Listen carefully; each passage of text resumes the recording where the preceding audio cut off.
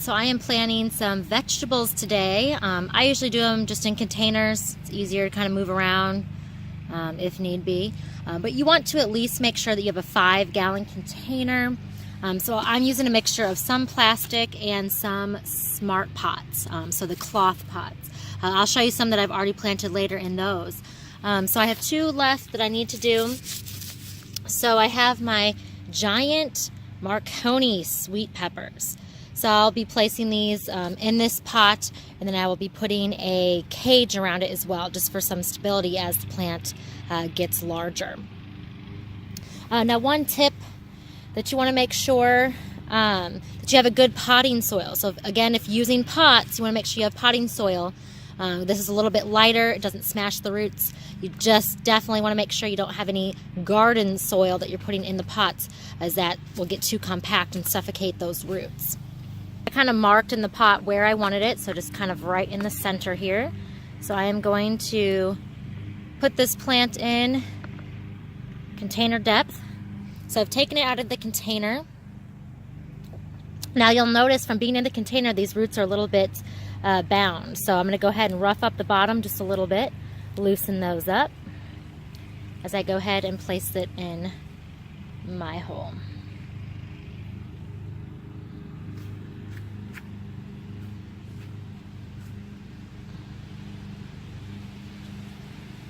You want to make sure to go ahead and compact that soil down, make sure that there's no air pockets in there, and that your plant is in there nice and tight.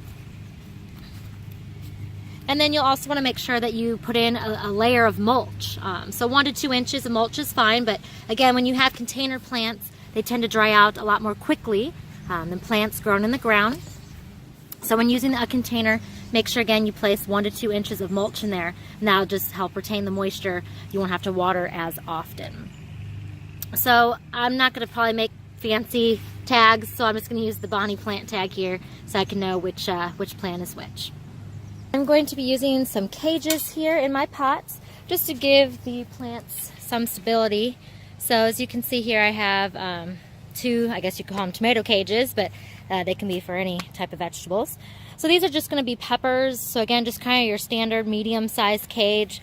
This one I'd say is about 4 feet tall. You know, if you are growing cucumbers or tomatoes, you want to make sure you use the large size, but this should do fine.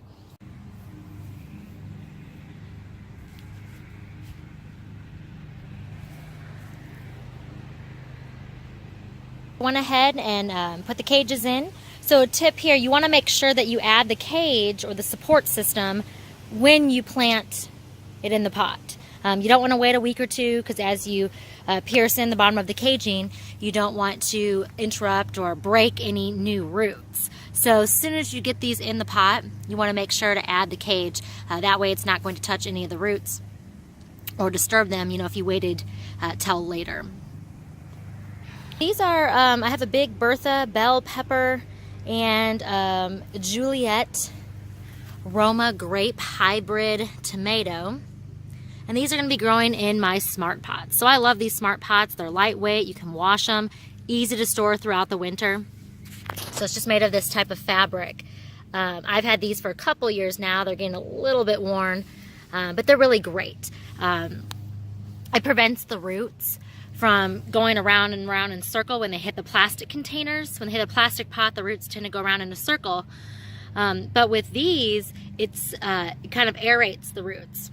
I forget the actual term. Oh, I forget what it is. But anyways, instead of, you know, because you get air through these. So you get air through it, and it creates a much better root ball, which benefits the plant. It's a lot stronger, produces more. So again, I only had a couple of these that I use. Then I use plastic containers as well. But smart pots are great. Again, great for storage. You can reuse them, you can wash them. Really, really nice there. Whatever vegetables you plan on planting this year, make sure it's stuff obviously that you're going to eat. So I just love peppers. I like jalapenos, banana peppers. Again, whatever you choose, make sure you have a great container, great soil with good drainage. You water it often, and these vegetables get 6 to 7 hours of sunlight each day.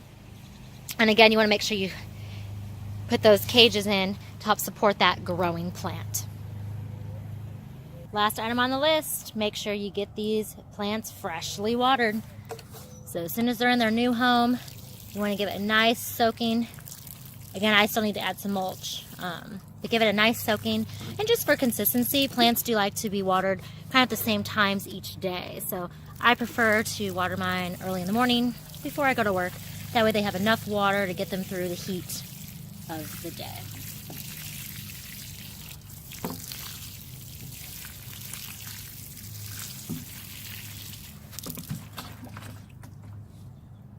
Here on the deck, close to the kitchen, I planted some sweet basil and some cilantro. I put these in the same pot together, but they smell awesome. So that fresh cilantro I can grab anytime for fajitas and tacos, guacamole, and this sweet basil adding to the tops of pastas, lasagnas, and so on. It just smells so fragrant and nice. So this is right here on my deck.